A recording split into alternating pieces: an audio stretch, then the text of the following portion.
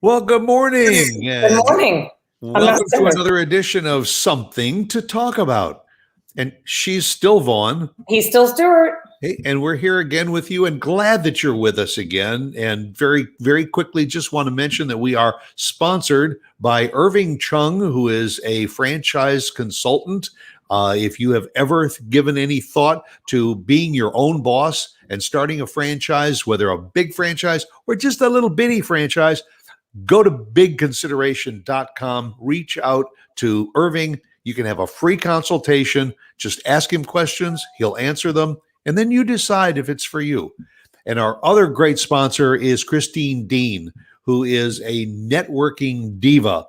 She can help you with your website, build your website, expand your website, reach out to more customers to make your bottom line even bigger. And again, you can reach Christine for a free consultation. Just go to dfwnetworkingdiva.com. Two great people, and we thank them very, very much for sponsoring the show. And we got a special guest joining us today.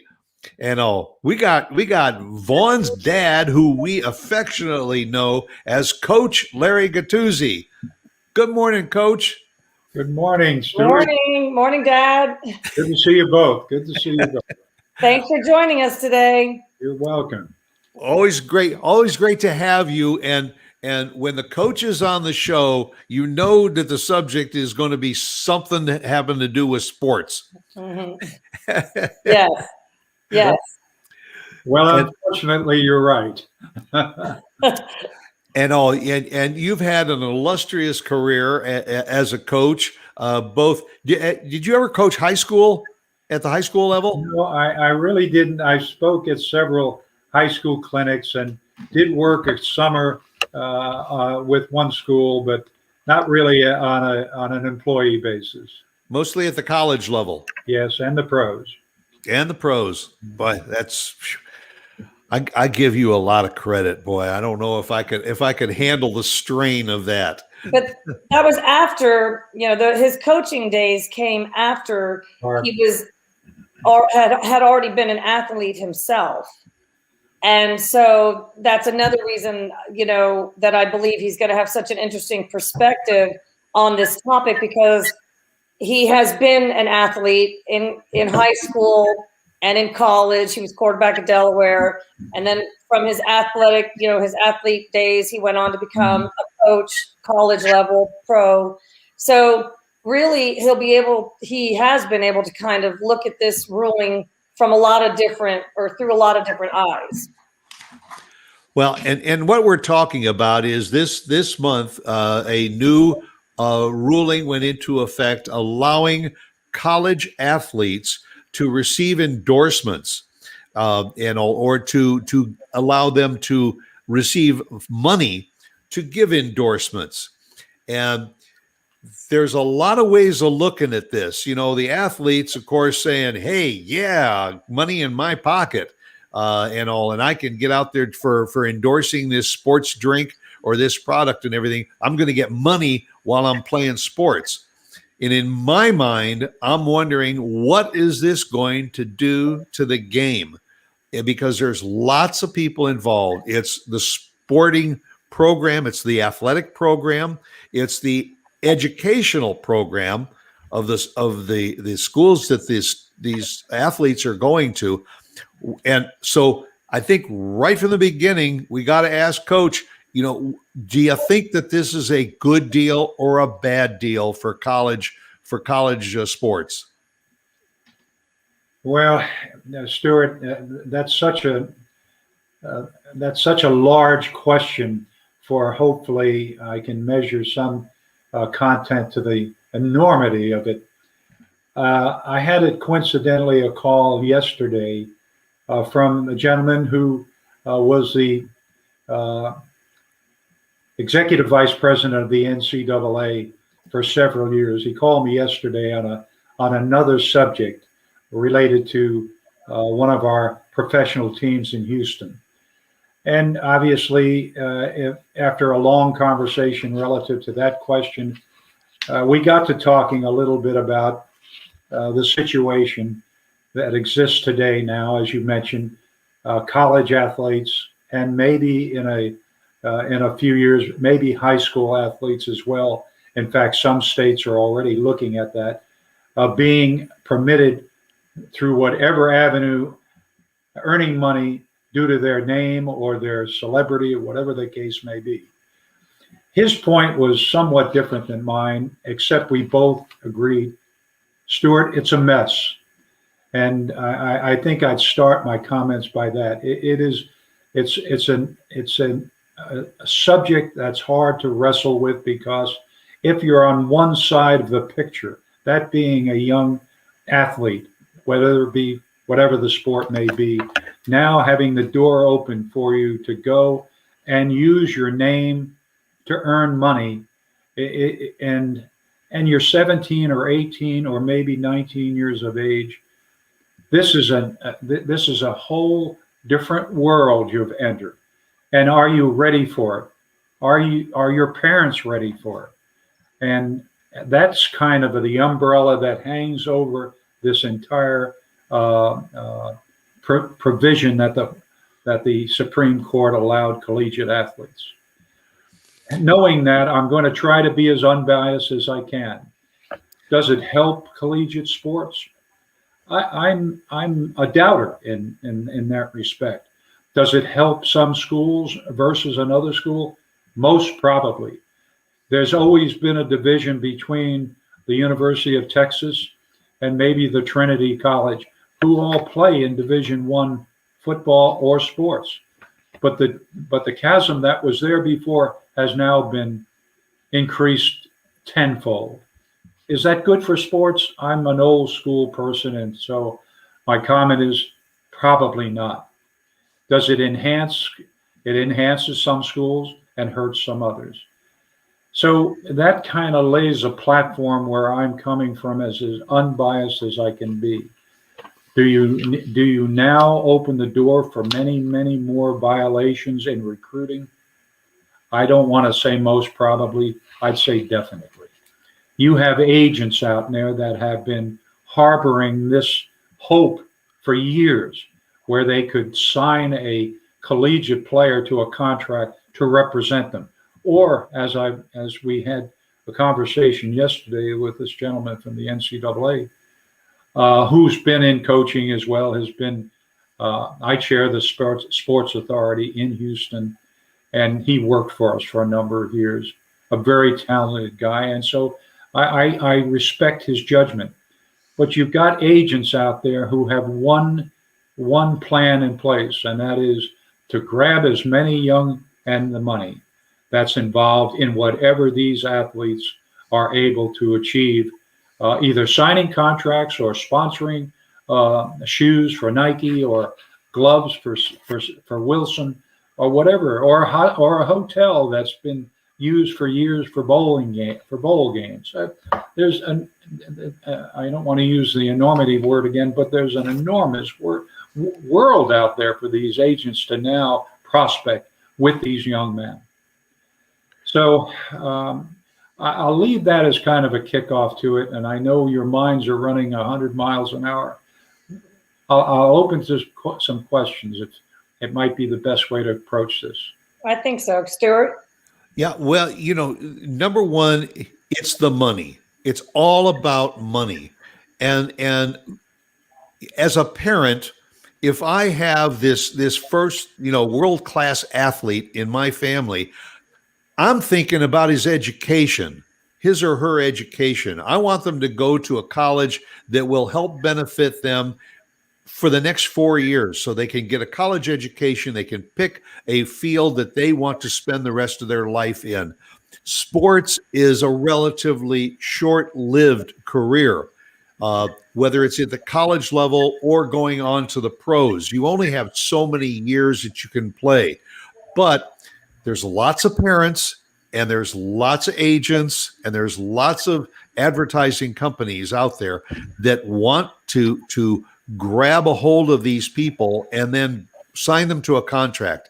And I think it's safe to say, don't make a mistake. There's going to be something in that contract that's going to benefit the advertiser and not necessarily the athlete. So Now, if I'm an athlete and I'm going out to play, am I going to dive for that ball knowing that it could be the end of my career? Am I going to put as much effort into my studies as I do out on the ball field because I know I got six figures that's backing me? Those are the kind of questions that are going on in my head. And isn't college about education? Number one. I think that's a very good point, Stuart. Dad, I have to tell you, I've been kind of trying to think of a lot of different aspects of this ruling or this decision, and because we're talking about the age of young athletes that we're talking about, the immaturity. I mean, they can't not. I mean, it's scientifically proven. Think through some of these decisions, and emotions the way we all can as 50, 60, 70-year-old, whatever. So I agree. Are you taking the college experience and changing, at least for these individuals, how they look and what the purpose is of their college years? And I think that's a very good point. Will this affect their education? I think that's a good point.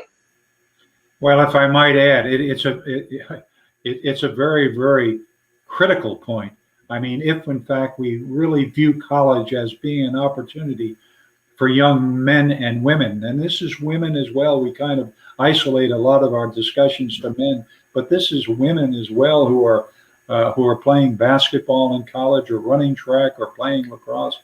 It's a very important factor. If you look back 75 years, when the Harvards and Yales and all of those Eastern educational institutions changed from being a football power. Harvard and Yale were really some of the biggest games in the country during those years in the 20s and 30s. When I say 75, maybe 100 years ago, they all changed, and they completely went to purely and simply academic acceptances to their athletes, both men and women.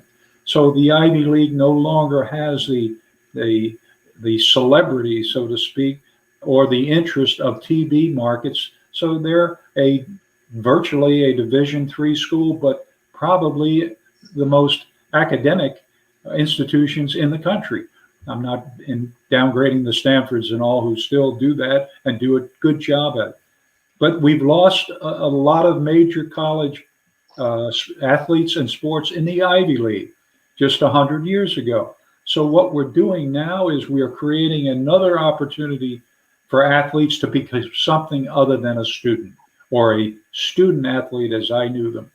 When I was a head coach at Williams, we didn't have athletic scholarships. We were a Harvard, Yale kind of school, and we ranked with those schools academically. But our athletes came there because they wanted the education, they wanted the opportunities for a better life, whether it be law school, medical school, or whatever the case may be. And they didn't really view as the import on playing that particular sport they were involved in. They enjoyed it. Maybe, in fact, they enjoyed it more than some of the Big Ten players. That's always been subject to question. You go to a Division III school, are you going to enjoy it because the competition's not there? They do. They enjoy it just as much. So Stuart, you're exactly right. As I said early on, it's a mess. And the bigger the school, usually the bigger the athletic, the alumni association, which has always worked well with the educators to try and give academic scholarships to those athletes to come to their schools. Now, the waving of that paycheck out in front of those high school athletes to go to college, if they've had their hearts set on going to a certain university for the academic program that they have, now all of a sudden it's the money is going to be thrown out there to try and get them to switch to go to a different school because they'll get the endorsements of those products. I posted and got a lot of comments about the promo for this show. I posted a photo of Hannah and Hallie Cavender, who are uh, uh, college basketball players at Fresno State. And they were the first ones under this new law to sign a contract to endorse these products. Now, is it the endorsement that the scouts are going to be looking at? Is it their ability on the court playing basketball that they're looking at? And do the Cavender girls even care? And how is it going to affect their ability on the court, knowing that, hey, we've got to, as soon as we leave the game, we got to go over there and pick up that sports drink or whatever in order to do a quick shot. Like, I always think of the NASCAR drivers. If you ever look at the NASCAR drivers, when they're on camera, they got all their sponsors all over their shirts because that's what the sponsors want. Is that what's going to happen in college basketball? They're going to walk off the court and immediately put on their sweatshirt that's got the logos for all of the companies that they're endorsing. And what is that going to do to their athletic ability? And what is that going to do to the coach of that team, who's now got to work with that team where there's a couple of superstars out there that are being controlled by agents and advertisers rather than the coach saying, this is what I want for you? Yes, you're right on the mark. Excuse me, no pun intended, Mark. But anyway, you're right on point. But I would say, added to that, Stuart, just think and close your eyes and think about this: a locker room with athletes, whether it be football or basketball or ladies soccer, whatever the case may be. And three of the athletes are getting endorsements and money and driving fancy cars or whatever the case may be. And the majority of this team now in that locker room, facing the coach and listening, have gotten nothing. Maybe a scholarship, maybe not. The diversity in that of thought in that locker room is dramatic.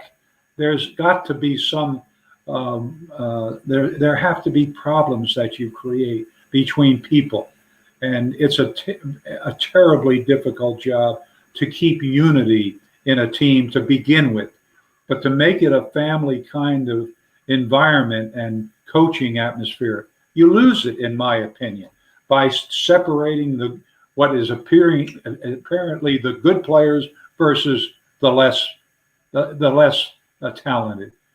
It opens so many problems. Now, on the other side, I'm sure if this all went to court, and I know the NCAA over the years has tried to fight this situation, but if it went to court, if you've got a musician who he's a junior in your college, and he plays with a local band, and they're on a summer tour, and he makes money. It's not really much different than that athlete who is now performing, not musically, but athletically, and he now is making a lot of money. These musicians have been doing it, or whatever the case may have been, their talent, for years. So I think the NCAA finally said, this is a no-winner for us. We like our plan, but it's a no-winner. We're no longer running college athletics. The 5 major conferences and the commissioners are running college athletics, in my view. And I've been involved in bowl games and been involved in a lot of situations where I've seen that happen. We picked 2 teams one year for our bowl game that had never happened before in history. And it was all because not the NCAA, they didn't approve it at all, but the 2 commissioners of the 2 playing teams got it done. And I saw that firsthand just a couple years ago. Well, so your point is a good one, but it extends so much farther than that. Right. The agent who comes in and says, Mr. Sachs, your son is a tremendous volleyball player. We have one of the best volleyball teams on the West Coast. We also have Nike here, and I think we can get some kind of a sponsorship for your son with Nike. Well, where's he going to go to school? Whether he likes the school or not, there it is. You provided an opportunity. And I'm just speaking as maybe a mother of who has a son who was an athlete. And like one thing both of you pointed out to me that made me just kind of think is, and I'm also a former educator. So I've got a perspective of this that's maybe just, and probably if you were to sit 10 people down, one being an agent, one being a college coach, one being the mother of the athlete, etc., they would all have their own different view on this based on kind of who they are to that athlete. Obviously, the agent in this case, I would think 9 times out of 10 is going to be for this, okay? But one thing that, concerns me is universities used to say, and I'm sure most of them still do, but you're student first, and then athlete. In this case, these athletes are going to be athletes first, then students. So that's a little bit something that concerns me. Also, you all have talked about coaches, the sponsor coming in and saying to this athlete after the game is over, I want you to run over and put on our hat and hold our water bottle. I hope that in this case, if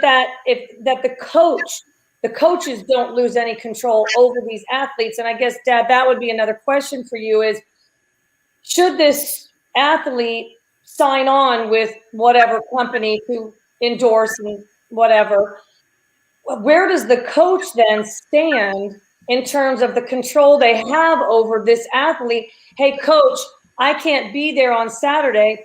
I'm going to be at a public, event sponsoring Wheaties. Does the coach lose any control here over this athlete with this ruling? I think you've probably answered your own question. It most certainly does. I mean, it's like having two theaters, one theater that's showing good movies and the other theater that's, just doesn't have the same kind of content. You got to know one's going to have a lot more success than the other. And certainly in this case, the scholastic part of going to college falls, unfortunately, way behind when this really becomes to fruition. We've only seen the tip of the iceberg by a few people signing some contracts. When this really takes hold, I've seen, for example, if Stuart, and I hate to point you out, but you happen to be on the screen. Stuart is obviously the owner of this station, and he has the right to name, even to his board, who he wants to be on the shows, and says, look, you're a young man, you've got some talent. I'd like to put you in a show of your own, whatever that may be. It's the Vaughn Loic sports show, shown every Friday evening, and for that we're going to pay you. It's not so much the job; it's now Stuart becomes a very, very important cog in the recruiting of this celebrity, so to speak, that he's making for the station. He now becomes fulfilled, as does a lot of alums who are helping, let's say, Ohio State recruit. They get the importance of now saying, well, I'm the vice president of Wilson in Columbus, Ohio, and I got a vice presidency ultimately for this young man. It can go, the tentacles can go out so far. Just the importance of an alum now gains, not necessarily an agent. He is now a recruiting alum who can not only offer a job, he can offer money. And so, and Vaughn, I thought you were going to say about parents. I don't know if they're prepared for this. I mean, and there's many athletes that come, and I've seen it for years, that come from poverty. And to have an opportunity to have any access to hopefully some wealth, not necessarily millionaires, but some wealth, it just turns their heads. That's what they do. And the education becomes a very, very secondary factor. I'll bring one example to you, which I think is a farce. The one and done in basketball. An athlete now who is a great basketball player can go to college, be recruited, and stay there for 1 year. And when the draft comes up, he leaves school. In fact, you probably knew that when you were recruiting him. He's a one and done athlete. Well, that just totally undermines education. In my view, you might as well just send them into the pros like they do in baseball. If you're a good athlete and get drafted, forget about Right. school. You just go to the pros. The one and done in basketball is a farce. You're right. And also, Larry, this to me is going to put a great deal of pressure on the coach, because let's say that for the sake of the tempo of the game, the coach takes out this superstar endorsed player and says, you know what? I want you to sit on the bench for the second quarter. Now, the coach is going to hear from the advertisers and the agents and everybody else involved because, hey, listen, we're endorsing that player to be on the court playing the game. We want to see them out there because that's to the benefit of our product. It's going to put an increased pressure on the coach to say, look, I'm coaching this game based on what I feel we need to do to win the game. And is that coach now going to get flack from that player to say, coach, you can't leave me on the bench. I got to be out there. My contract says so. So what kind of pressure is this going to now put on the coaching staffs of all of these sports Absolutely. teams? Yep. Excellent point, Stuart. Yes. Yep. Again, I'll bring up in this third quarter, it's a mess. That seems to be the theme of this topic. Yeah, you see, I've tried to look at the positive aspect of what this is going to be, but I just don't see it yet, because from the advertiser's standpoint, and I'm going to play devil's advocate here, the advertiser says, listen, this kid that's in college, I can offer him $100,000 a year and all to endorse our products and everything, and they're going to jump at it. The parents are going to want their kid to have the money. The athlete wants to have the money, but the company is saying to themselves, listen, it would cost us 5 times as much to get a movie star or a professional athlete to endorse our products. If we take that money and reach out and can get 10 college players to endorse our products, it's the young people that are following the college players, and that's who the advertiser is trying to reach. So again, to me, the greed level has just gone through the ceiling. Again, I'm trying to be and I know I haven't been unbiased, but I'm trying to be as reasonable as I can. There's no end to the prospects of problems. I don't view it as a simple subject of one versus the other. It is so monumental in terms of differences between athletes, between schools, between alumni, between every aspect of college education and possibly high school education. You have high school parents now moving their sons to another part of the country so they can participate in water polo, or they can participate in some prep school who's preparing them for the NFL or the NBA. And they completely divorce themselves from academics. I've seen it. I've recruited at those schools, and as you said, it's I don't know where it ends. Right now we're really at the beginning of what we're seeing. I know there's a lot of coaches, and I'm sure if they were on the screen with us, they would be totally disagreeing with what I'm saying. I come from an area. I went to an undergraduate school and a graduate school to that extent that believed in education. What you said earlier was a tremendous point that we've lost. We've already lost that in a lot of schools, but I'm afraid this will open the door wider for the one and dones. Well, Dad, I have to say, are you thinking that generally speaking, most coaches will support this decision?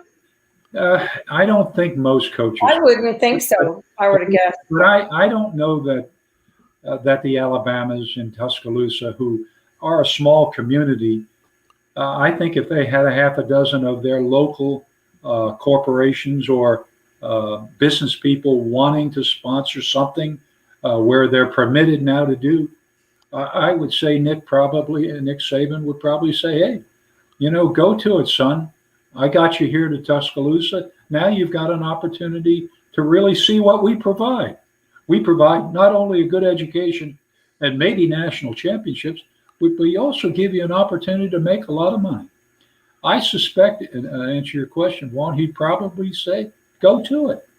But the guy who's maybe at that junior college, or not a junior college, probably a bad example, but a smaller school in Alabama at the University of Birmingham, let's say, he is on the total other side of the fence. He doesn't have a chance to say the luxury of saying what Nick did. Go to it. Yeah. So some coaches will, if they're in that kind of an environment. Yes, I read one on, won't mention his name, just the other day, who was all for it. He said, go to it, son. Go to it. And I'm going to recruit on that basis. I suspect that he probably was from one of those big schools with lots of money anyway, because they figure what difference does it make whether he gets a big paycheck for an academic scholarship or an endorsement contract. I also seem to feel that these colleges spend a lot of time and effort in going to high schools and recruiting the best players to bring into their colleges in order to play and learn. And now this is going to have an effect too.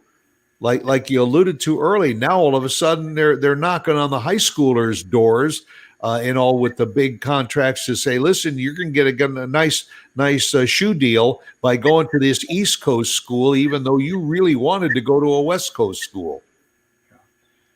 Well, again, I mean, I can't pinpoint any one particular problem that's any greater than the other.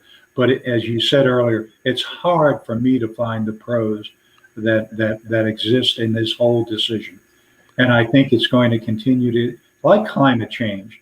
I never would have been a believer in climate change 50 years ago, but I am a believer now. And I would never believe that this would have happened, certainly where I went to undergraduate school, where we got a summer job sometimes, but there was none of this, never any of this conversation. And we had a great program. We had a wonderful program.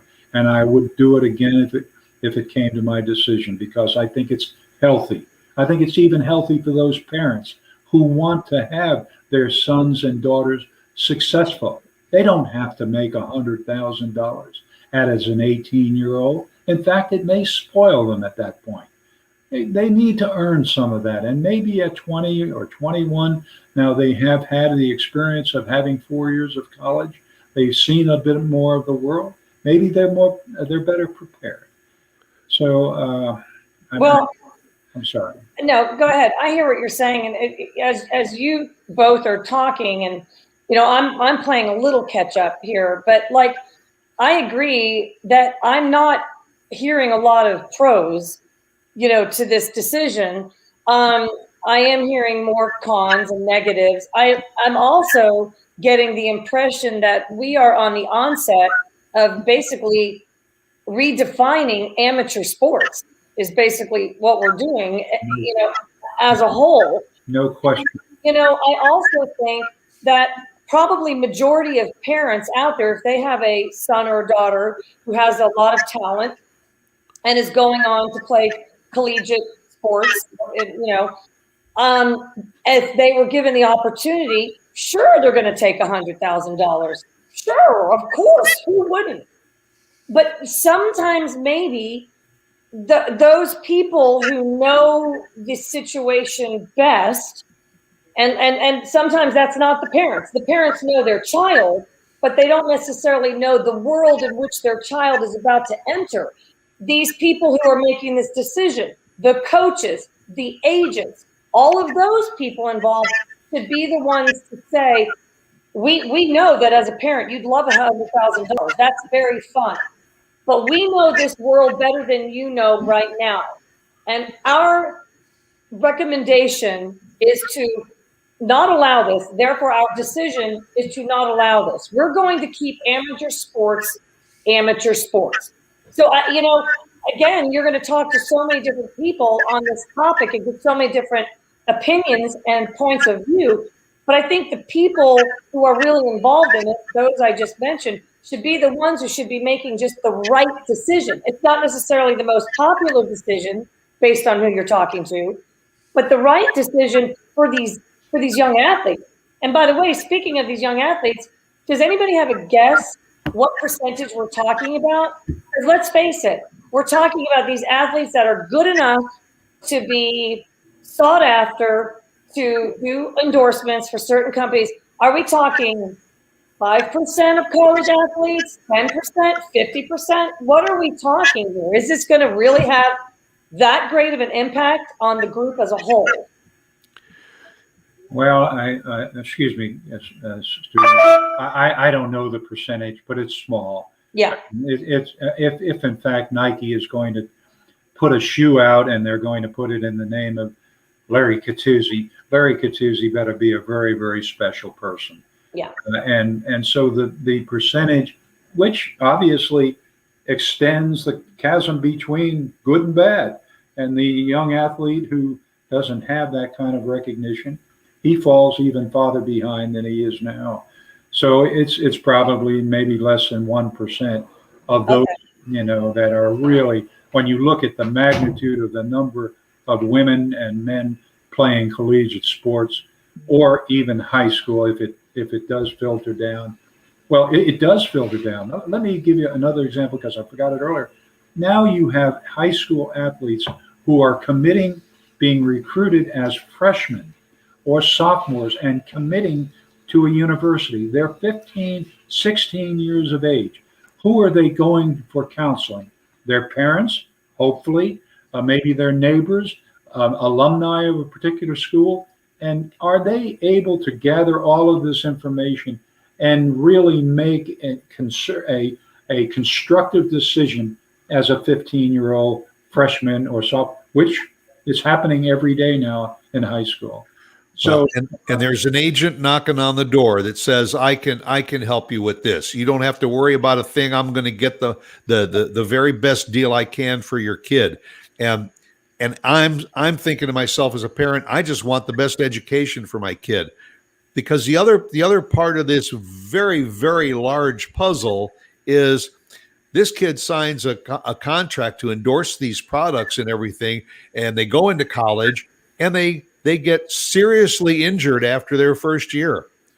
They fall. That quarterback breaks his throwing arm in 3 places. He's out. There goes his career. There goes his endorsements. And now what is he left with? Now does he go back to the college and say, okay, I'll accept your academic scholarship? It's putting more pressure on a lot more people to do this, and it's lowering that professional endorsement focus from the pros now to the college level. And as you just said, Coach, they're setting their sights on the high schoolers. Now those recruits are out there looking at the high schools to get them into the colleges to get the deals. Yeah, I don't know the answer to your question. Obviously, and it happens often. An athlete is injured. He no longer has an athletic career. Maybe of that less than 1% that were in this category to begin with, maybe that becomes less than 1% again. And as you see in all the average, not everybody goes to the NBA or not everybody goes to the NFL. They've been advertising that for years and years. And it's true. I mean, how many people get drafted? Now, I just watched some of the baseball draft. That was about 600 and some athletes that were drafted in the total baseball draft this week. That's 600 out of probably 6 million. Right. So we are talking about something less than one. And that's if they, in fact, are good enough to make it. Probably of that 640 some, a very, very small percentage will make it. Education, education, education, academics have to be, in my opinion, if I were testifying before the Supreme Court, acknowledging that there's a lot of other opportunities for musicians and for artists and for other people to make money that maybe athletes aren't. Athletes are the predominant. That is the predominant area where there's this wholesale recruiting and job offers and violations of improper practices. It is, and then you bring in the ESPNs and the sports channels that make celebrities or schools themselves. They create these great auras that exist among the Ohio States of this world. And I love Ohio State and the Alabamas. I love all those schools. They're very great universities. To the extent they don't do all of these things to make their world better and open up a lot of messy violations, and it's bound to happen. Well, one thing is for sure, and we can all agree on this, and even those that are on the pro and the con side of this discussion can agree on that there is a life after sports. There is no such thing as sports being a lifelong career. All athletes reach a time when they can no longer perform at a professional level. Sometimes that happens after college. I don't know the numbers, but if you look back on the history of all of the football, what's the top award in football? The Heisman Trophy. Go back and look at where the careers of all the Heisman Trophy winners. There are a lot of them that went into the pros and played a year or two, and then it ended. They didn't last as a Heisman Trophy winner for an entire career. And again, depending on the sport, that career can be 5 years, it can be maybe 10 years. But then what happens when it's all over? How many of those athletes have we read stories that made, 7 figures a year? All of a sudden, they're in their 60s and they are homeless. You're a wise man, Mr. Sachs. You're a wise man. I've already told my daughter how smart she is, but you're a wise man. Well, as they say here in Texas, this ain't my first rodeo. And I'm a Rhodes scholar. Everything I learned on the road. It's I like to see all sides of a story, and this story, I'm sorry, I just don't see that needle going over towards the positive side. I think that there's going to be, in the long run, more negative effects to this than there are positive effects. So, yes, I would agree. Go ahead, Dad. No, I've already, I think, probably talked too much about it. I do think it is a subject that obviously you could talk about for generations, because it's going to get a lot of talk. It's going to get a lot of challenges. It's going to be hard on both the schools, the educators, the endorsement companies, but most of all, I feel the strongest about what it's going to do to our coaching staffs. Because are these coaches who have built their careers on putting teams together to win championships and everything, are they going to now have a disadvantage because the endorsement is going to be looking over their shoulder? Well, I hope some of the parents around the show are listening to some of the things, because a lot of the parents are some of the problems. They create a need for success so great. If it's a musician, they make them practice the piano days in and days out. If they're an athlete, they're sitting in the stands just absolutely cheering to and that's fine. I mean, I'm not saying that you shouldn't, if you have talent, you shouldn't certainly encourage your children. But there are so many parents that take children who are, as you said earlier, never going to be real great athletes, and they take them and place them on a podium that eliminates again the academics or the athletics and says, look, let's go to this school. We've got an opportunity maybe to go to whatever the case may be, the NFL or be on ESPN. So I don't exclude the parents in a lot of cases, because again, they're going to become more party to this as this program starts to manifest itself around the country, around whatever the case may be, television or sponsorships. The parents are going to become bigger players. Coaches are going to come out and romance and I've always, I mean, I don't want to say I've romanced them, but I've certainly become very close to the parents that I was recruiting a young man, because that was my feeling about what I should do. I wanted this young man to succeed, to be a good athlete, to have an opportunity, but I wanted him to succeed in life. And we divorce ourselves, I'm afraid, from that with this kind of atmosphere that we're going to create. Well, we've opened up the puzzle box, and there's lots of pieces, and we still have to put a lot of them together. And we probably have created more questions than we have answers to those questions. But Coach, cannot thank you enough for spending the time and giving us a more professional opinion and outlook on this subject that we're going to be dealing with for a long, long time. Thank you, Dad. I appreciate being on the show again. I think you both do a marvelous job. I think when you have subjects that are current and will be helpful to people, hopefully this was one of them. So thank you for having me. I guarantee it. Vaughn, thanks again for bringing Dad in to discuss this situation with us. I knew he'd have a lot to say on the subject. Oh yeah, and we may have to revisit this a little bit as this Pandora's box opens up.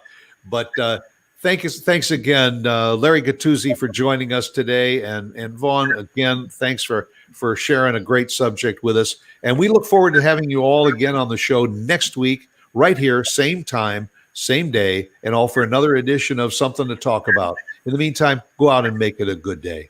Thanks, everybody. Bye.